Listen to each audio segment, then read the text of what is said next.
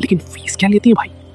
अरे फीस तो यार मुझे पता नहीं, शायद 1,000 लेते होंगे। ऐसे काम के लिए इससे कम तो भाई होगा नहीं। अजी कोई पाखंडी होगा, अरे बेवकूफ को लूट रहा होगा। कोई मेकअप वेकअप लगाकर 2-4 दिन के लिए जरा चेहरा चिकना कर देता होगा।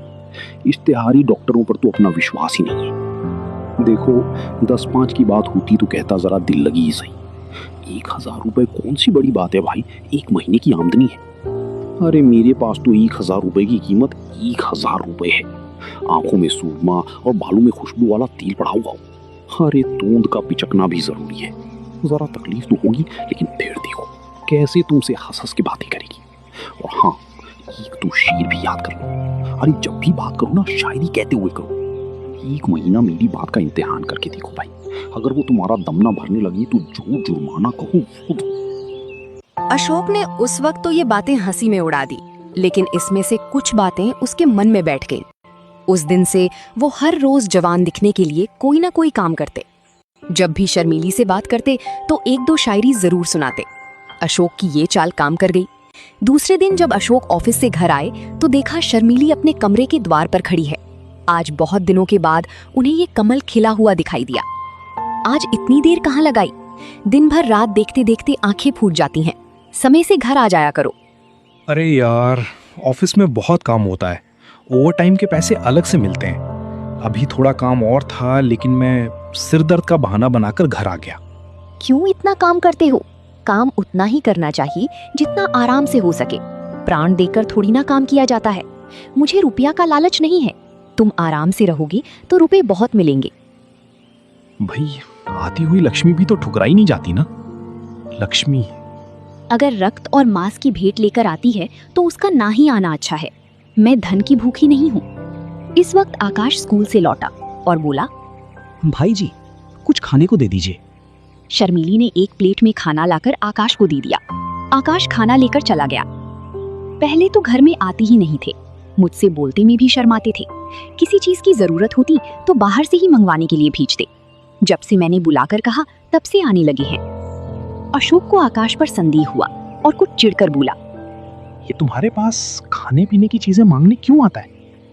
इसे यहाँ आने मत दिया करो, दीदी के हाथ भिजवा दिया करो। शर्मीली ने ये बात प्रशंसा पाने के लिए लोभ में कही थी। वो ये दिखाना चाहती थी कि मैं तुम्हारे लड़कों को कितना चाहती हूँ। ये कोई बनावटी प्रेम ना था, उसे लड़कों से सचमुच प्यार था।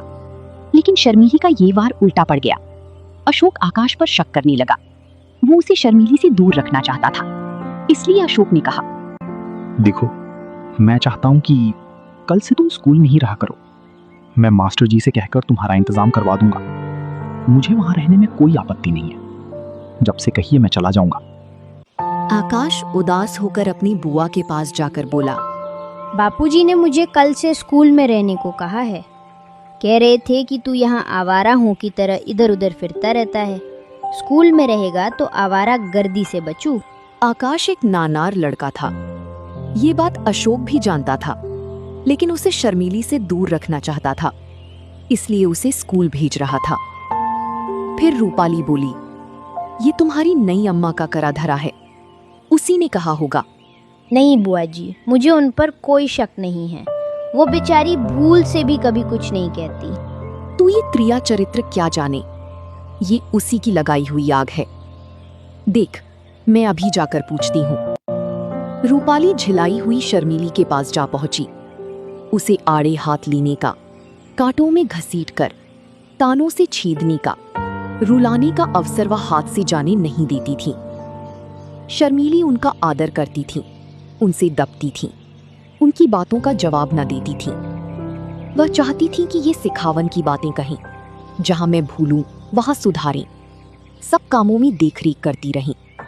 पर रूपा उस पर तनी ही रहती थी। मैं पूछती हूँ, क्या तुम सबको घर से निकालकर अकेले ही रहना चाहती हो, जो हर वक्त अशोक के कान भरती रहती हो? क्या हुआ दीदी जी, मैंने तो किसी से कुछ नहीं कहा। आकाश को घर से निकालने की तैयारी हो रही है और उस पर कहती हो मैंने तो कुछ भी नहीं कहा। क्या तुमसे इतना भी देखा नहीं?